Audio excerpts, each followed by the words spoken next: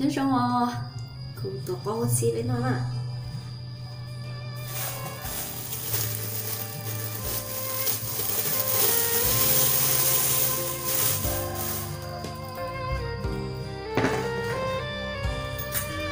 tổ có số trong chỉ cái mua tổ cái tổ khía kia đâu có xí rồi nó như đến một thanh câu đó đến một thanh câu gì mà nó được xí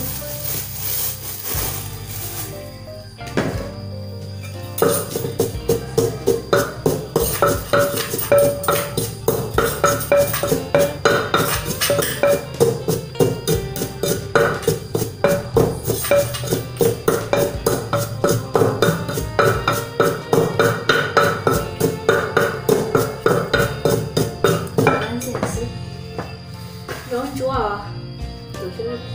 tuổi rong chúa chưa đây thì tao nó đồ nó nè cá chỗ cho một chỗ nó nè tua của chó tua pi tua kia trong chế bên nó thì tua có chi ta thì mới để rong chúa cho tua mình chỉ đó nè sau khi nó tua để rong chúa là cho cá lại nè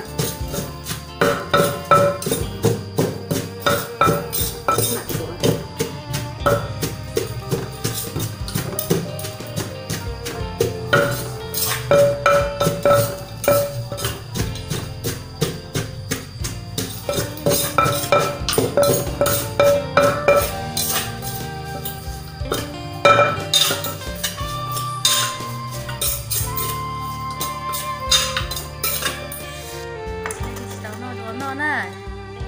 sợ cho phải tuốt nó nè, hai nè.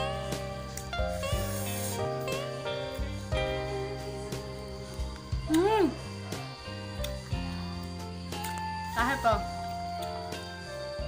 Cái bún nọ, mình ăn bún nọ, mình chỉ nó, mà mình nó xí.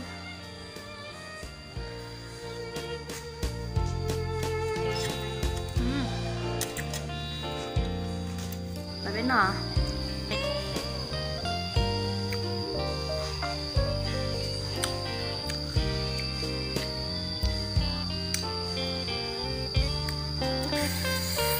à sắp là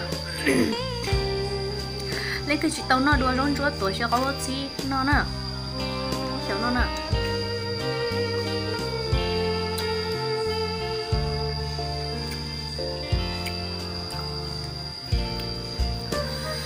ta sắp tới liền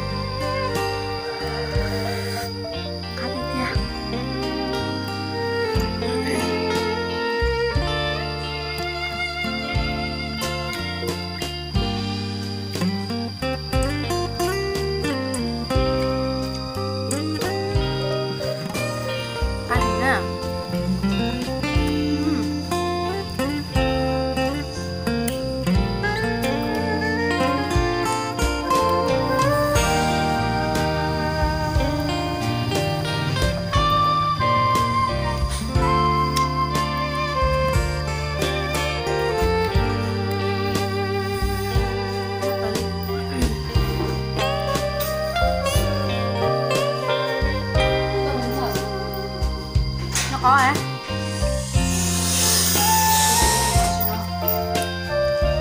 một miếng cơ có tôi rõ đào một miếng cơ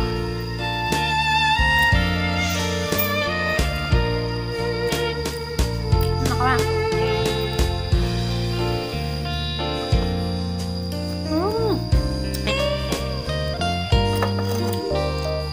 nhịp hai của nó tạo xuống nó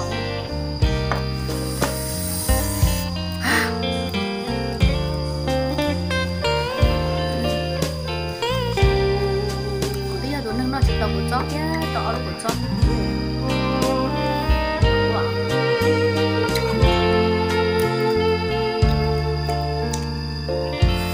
Cái gì nó có mà, được chút nó để